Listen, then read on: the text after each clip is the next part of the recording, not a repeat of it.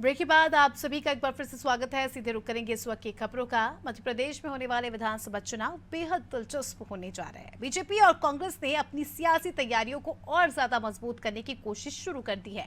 वहीं सरकार बनने के बाद ये दल क्या करेंगे, इसकी भी तैयारी कर ली है।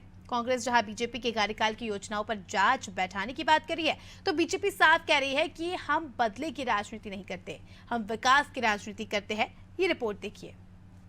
विधानसभा चुनाव के बाद ये स्पष्ट हो जाएगा कि मध्य प्रदेश में किसकी सरकार बनेगी। लेकिन मध्य प्रदेश में आचार संहिता लगने से पहले ही कांग्रेस और बीजेपी में सियासी लड़ाई की शुरुआत हो गई है।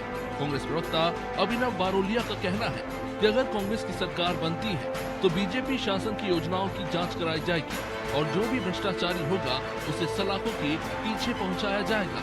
दरअसल अटकलें ऐसी हैं कि कांग्रेस अपने वचन पत्र में इस मुद्दे को शामिल करेगी और कांग्रेस सरकार में आने पर बीजेपी के मंत्री और विधायकों पर गिन गिन कर कार्रवाई करेगी।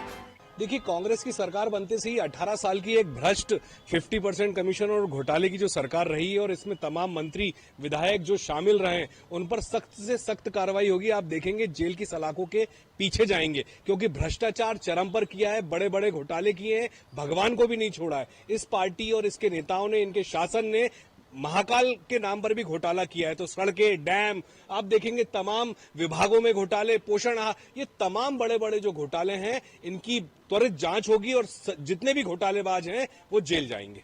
कांग्रेस की इस धमकी पर बीजेपी ने जोरदार हमला बोला।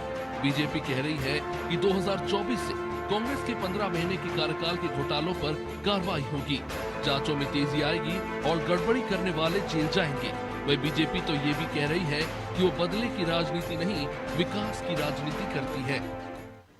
देखिए, भारतीय जनता पार्टी की सरकार शुचितापूर्ण तरीके से और पूरी पारदर्शी प्रक्रिया को अपनाने के बाद जितनी भी शासन व्यवस्था है उसको संचालित करती है। यह कांग्रेस पार्टी और कमलनाथ जी का चरित्र रहा है कि सत्ता में आने के बाद कमीशनखोरी और भ्रष्टाचार के उद्योग को संचालित किया जाए। स्वाभाविक सी बात है, Kamal Nath ji as a sitting chief minister जब उनके नजदीकियों के यहाँ छापे पड़े थे तो टैक्स इवेजन की सैकड़ों करोड़ रुपए की जानकारी सामने आई थी। उनके अपने मिगलानी और कक्कर और भांजे रकुलपुरी के यहाँ हमने देखा था कि बड़ी संख्या में अकूत धनराशि पकड़ी गई थी। तो इस प्रकार से मध्य प्रदेश के इतिहास में सिर्फ और सिर्फ कमलनाथ जी के नाम यह कीर्तिमान है। केंद्र में वह मंत्री रहे हो या मध्य प्रदेश के 15 माह में मुख्यमंत्री रहे, उनका पूरा फोकस भ्रष्टाचार पर ही था।